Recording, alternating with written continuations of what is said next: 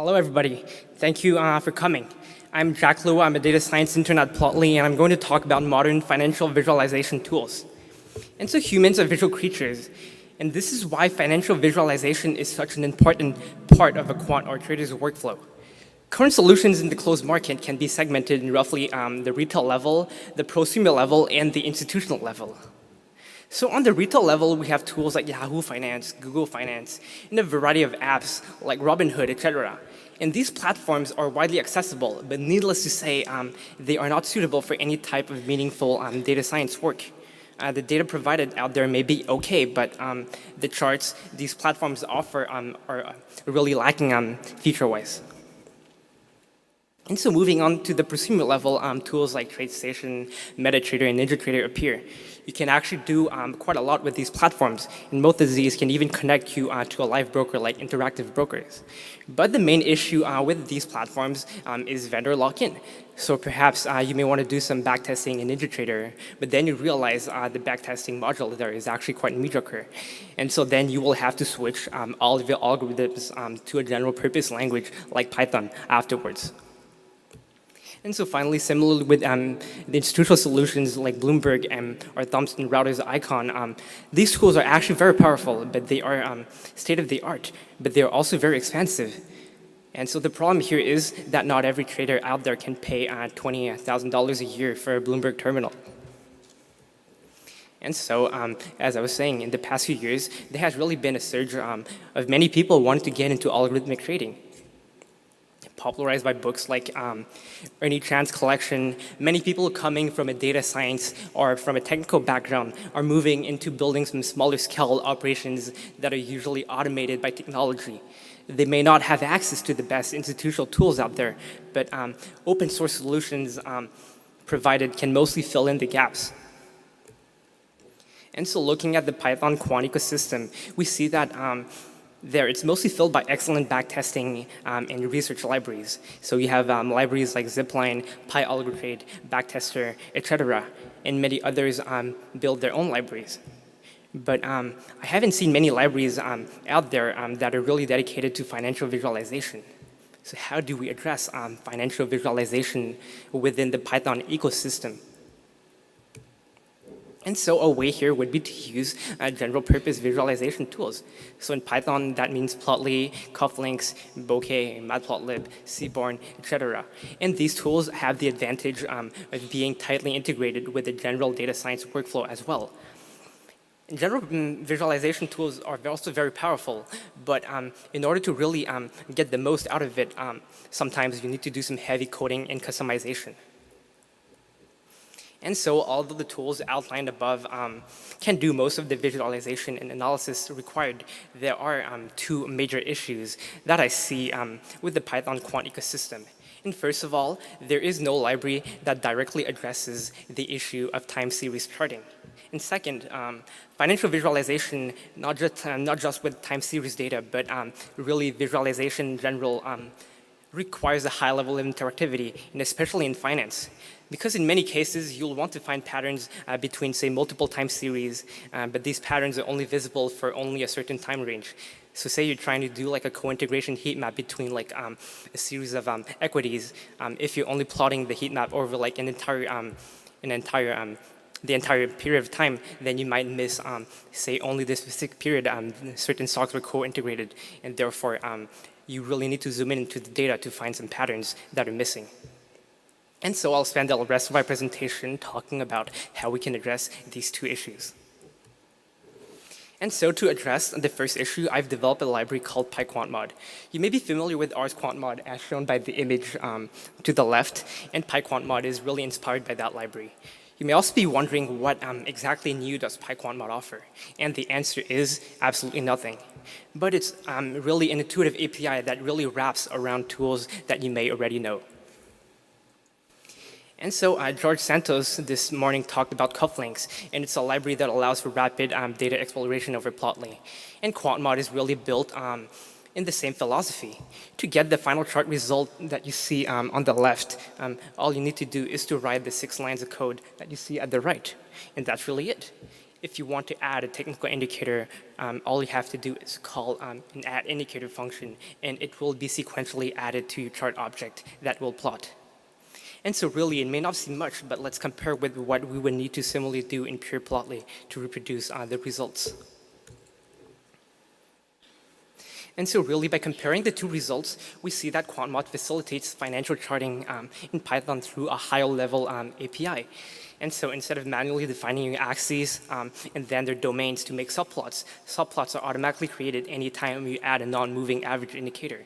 And so instead of spending your time styling the graph, Quantmod automatically does it for you. Say, for instance, you only have the closing prices instead of the full OHLC bars. In that case, the volume bars that will be plotted will not be in red and green. It will only be in a single color, since we do not have access to that extra data. And so here's an overview of what Quantmod offers. You get over 50 technical indicators and statistical tools straight out of the box using tiled bindings. And Quantmod also has basic data acquisition functionality and also OHLCV historical adjustment functions. It supports plotting candlestick, OHLC, line, area, scatter, and bar charts. And that covers pretty much all the time series plots you can make out there. And if you need heat maps or surface plots, say for volatility curves, then you can simply use cufflinks to create these. And as I was saying earlier, Quantmod supports multiple indicator subplots, though there isn't much purpose of doing so. If you want to stack 20 technical indicators one after the other, you can do so.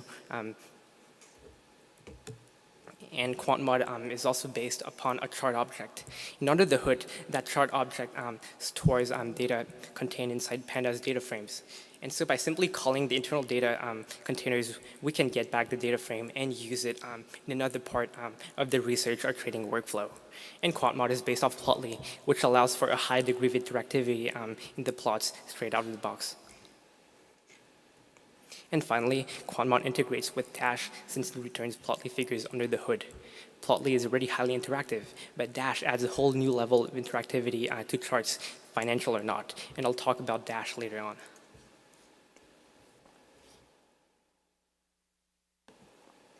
And so here you have, I'll show you two charts made with Quantmod. And so the first one is a plot of Tesla from 2010 until today. And so first off, you may notice the little details about the plot. And so first of all, you see that the main chart has a logarithmic y-axis, and also that you have like some volume and last price indicators that are colored depending on whether or not they were rising or falling.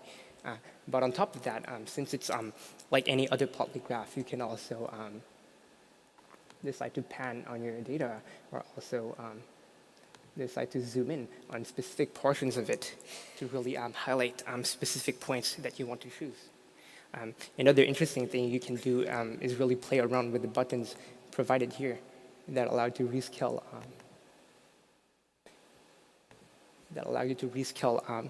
what you're looking for to like specific time ranges. And like any other Plotly chart, legends are controllable by default. So say you don't want to have the Bollinger Bands, then you can simply click on all three of them.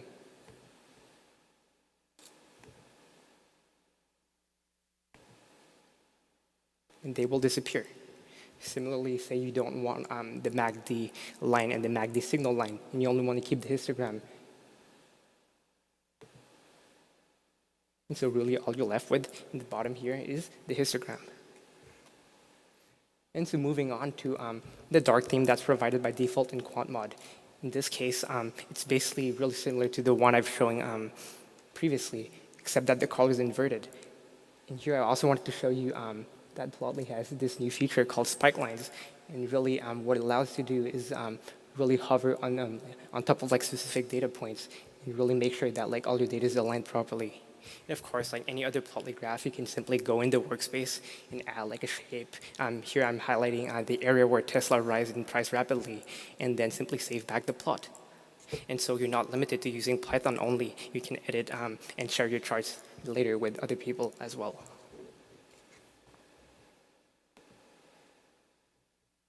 And so here I've made a 5-minute notebook, really. I'm just introducing what Quantmod is. And to be honest, 5 minutes is really all you need to learn this library. And so you've already seen the first two parts where I'm really highlighting the difference you need to make these two charts. But here I'm also showing you how you can adjust OHLC data so that all the prices are adjusted for dividends and for splits. And so here I'm getting the prices of Apple since 2010. And as you guys may know, Apple had a split in 2014. So when you're plotting it, you see that there is a big y-axis gap between the day before the split and the day after.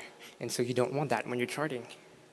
By simply calling a one-line function, chart.adjust, with the in-place argument, we can simply adjust that chart. And this is the resulting result with no extra input from your part. I was saying Quantmod was based on pandas data frames. So if you're adding indicators to Quantmod, these indicators will simply show the pandas data frame that you return, and consequently they can be used afterwards.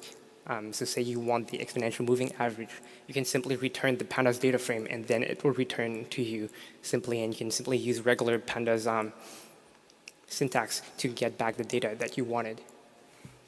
And so moving to advanced charting, just like cufflinks, Quantmod supports a one-line function to really put your charting offline. So say that you have like a large data set that would be long to upload to Plotly, then you can simply call quantmod.go offline, and it will take all plotting offline. And here I also showcase some additional arguments that you can use using Quantmod. And so for instance, instead of having candlestick charts, I can have OHLC charts, which do not have the hollow bars in the middle, but instead it's like solid lines. Also logarithmic y-axis, volume, legend, title, etc. And so finally, if you're done with it, you can simply go online with the Quantmod go online.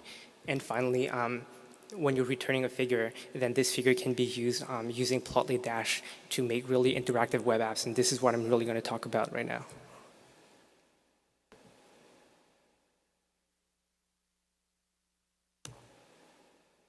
So what is Dash? Dash is a productive Python web framework that is used to build web apps. And Dash, really, it's built on top of Plotly.js and React.js. And it's also a wrapper on top of Flask. And the reason for Dash is that it is really geared towards rapid development of data science and data visualization apps out there. And so in that sense, it is better than similar alternatives, since like Matplotlib plus Qt or say Jupyter widgets for a variety of reasons I'll mention afterwards. But basically, if you're still confused about what Dash is, it is basically R-Shiny for Python. And so some of you may have attended the PLOTCON talk last year where Chris outlined Dash 1.0. And Dash 2.0 was rewritten completely from the ground up for better performance and for new features.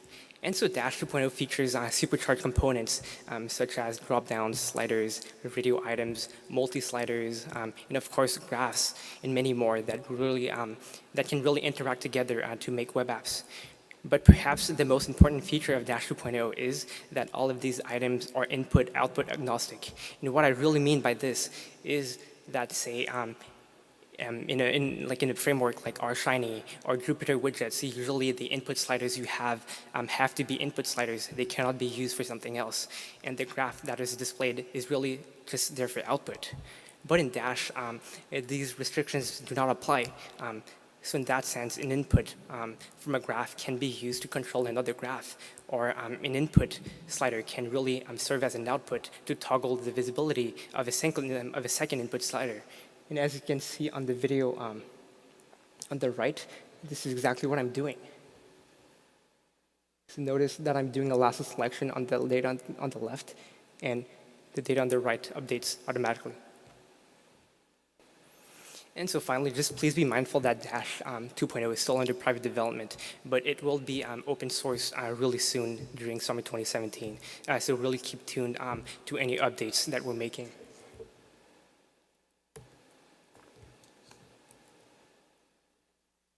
And so moving to some more advanced features of Dash 2.0. Dash 2.0 supports some more advanced features like dynamic content as well. So in this instance, I'm showing you the code on top and also what the action does. So when I'm going to replay it. When I'm clicking the loaded content, the text below renders, but only after I'm clicking the button. And of course, Dash also supports custom CSS, custom JavaScript. And if you're using Flask caching, then Dash can also support caching for faster web apps.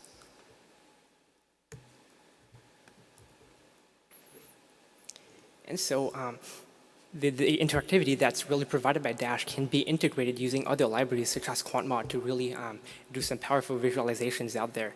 So in this case, I will demonstrate how to use Quantmod plus Dash to really create a 50-line stock market app. It's quite simple, but really it's just a demonstration, and that can it's really powerful because Dash is created for data scientists in mind.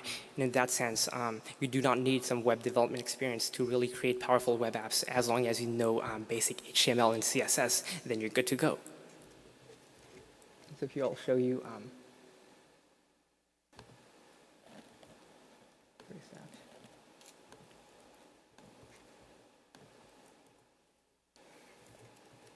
Reload it.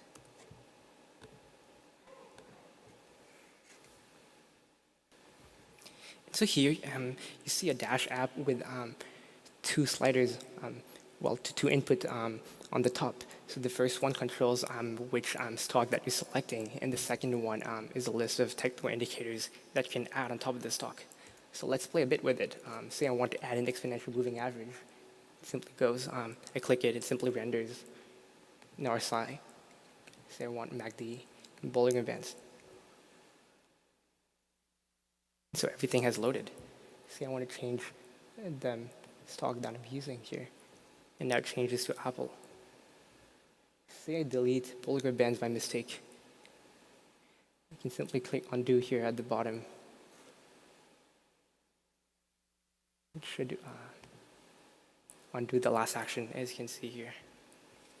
And so really, a Dash allows for a high level of interactivity on top of whatever charts that you're making out there. And of course, the regular Python features here, Plotly features are also available, so we can toggle charts and zoom and scroll directly within the graph. And so really, just to show you how simple this app is, I'll show you the code that I used to generate it. So really, the first few lines of code are just import statements for Dash and Quantmod. And then this section here, I'm just really appending an external CSS file to style it a bit. And then I'm just creating a basic layout for the app. So as you can see here, the H1 is just the title, and then I have two div elements containing the input options. And below that, I have the graph output that renders. But the real magic of Dash is in the way it handles callbacks and interactivity. So here, through a simple Python decorator, we see that this function below accepts two inputs from the two sliders, and it will output through the graph. And underneath, that is just regular Python code alongside Quantmod to really render the final Plotly figure. And so moving on to perhaps a more complex example here, I'll reload. In this example, I've really just styled the first example a bit and added extra functionality. So here, I can select all equities, all major US equities. Instead, I want, say, the QQQ index. It reloads in real time. Say now I want to add a moving average. Now the exponential moving average in Quantmod has a default value of 20, but say I want to adjust that lookback period. In that case, I would simply call in, say, 10. And it updates in real time. And so earlier on, I was talking about how Dash can really is really input-output agnostic in the sense that one button can trigger another, and this is exactly what's happening. Say I'm deleting the exponential moving average in that case. You see that the button, you see that the input text box disappears after that no indicators are selected. So in that case, the input text box is only triggered when at least one indicator is selected, and afterwards all three input options toggle the graph output. And so perhaps just to play around with it, you can add multiple moving averages, a lot of indicators. So really you can just stack a lot. Here I'll just remove. I want to change.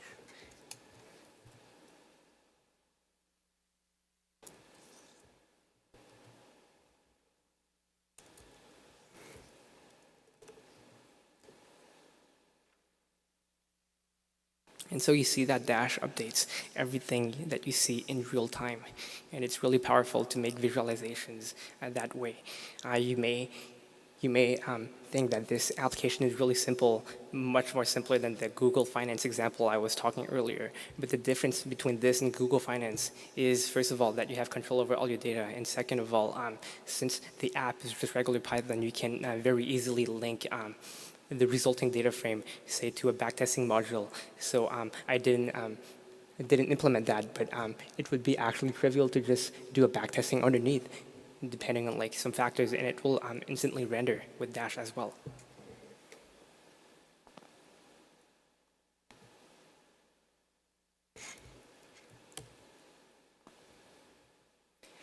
And so I've developed Quantmod over the past few months, and really this is perhaps like the roadmap that I want to show you of what where Quantmod is going. And so Quantmod, really some potential features that are coming also along the way are expanded data acquisition features. So for instance, supporting APIs for Bloomberg, Thomson routers, etc., and also custom-made web scraping modules for perhaps traders who want intraday market data, but they don't want to pay for it. And also, Quantmod will eventually support plotting things other than time series data. So for instance, volatility plots or surface areas and all that. And so that is also one way I want to expand that, Quantmod. And finally, the indicators that are provided within Quantmod are currently dependent upon Talib, but many of these could be ported to a pure Python implementation to reduce dependencies. And finally, since Quantmod is a time series charting library, it should support easier and more intuitive commands to really select time series data.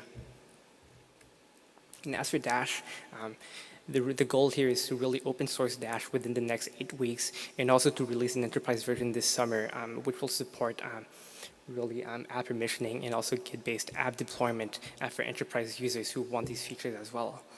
And Chris Parmer, the author of Dash, will be speaking at SciPy later this summer. So if you live near Austin, be sure to check that out. And that's it for today. I really hope that you learned something interesting. And now I'll entertain questions that you may have. Thank you.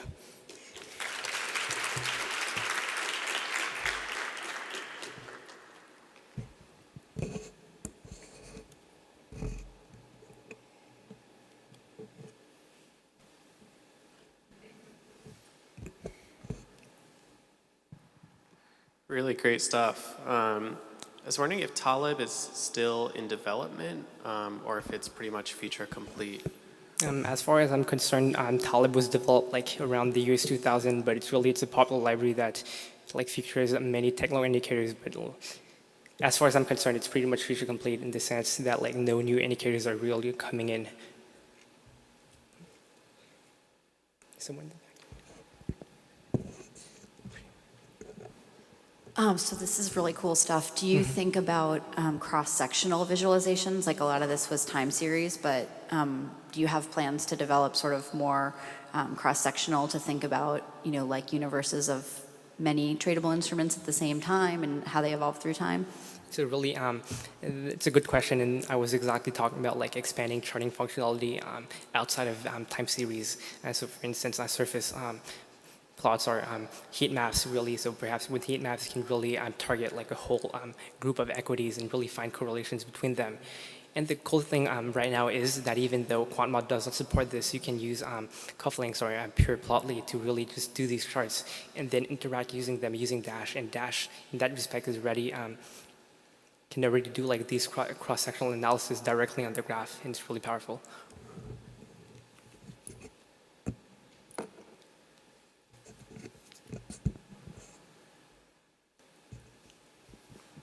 Yeah, thank you. This is impressive. I just had a quick question. If we had a support or a question, should we just raise it as an issue in your GitHub repo? Yeah, no problem. What is your question? No, if we had we would like to try it out, and if we have a question, we raise an issue in your GitHub repo, or Yes, no problem, no problem. Thank you.